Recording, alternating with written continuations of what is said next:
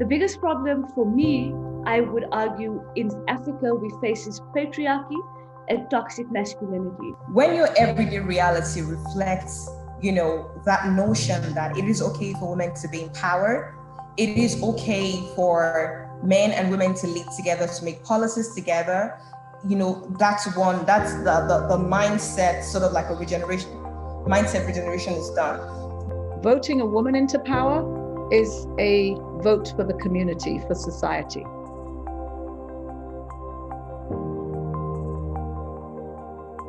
And the power of the vote, 50% of our population are women. And I think that it's very important that we galvanize that vote, and that women vote into office those that they would like to see represent them and deliver on the goods. So the idea that a woman's place is in the kitchen with the children, and that's where she needs to stay, is something that has haunted Africans for many generations. And I would argue that it still haunts us even with millennials and Generation Z, and those that are coming after us.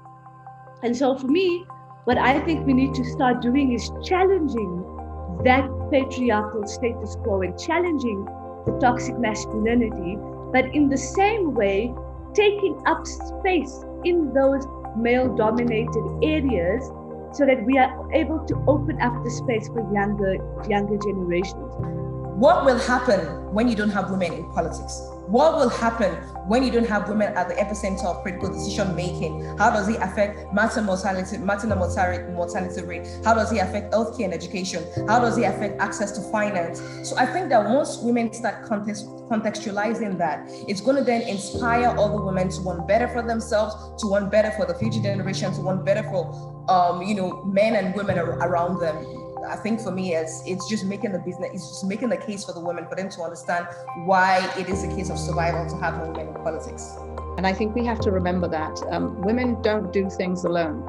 They do things together. They are always looking at the whole, and that I think is a good partnership with men. But it is one that right now, many countries, you're missing half the potential when you don't open up the space for half of your population that are women.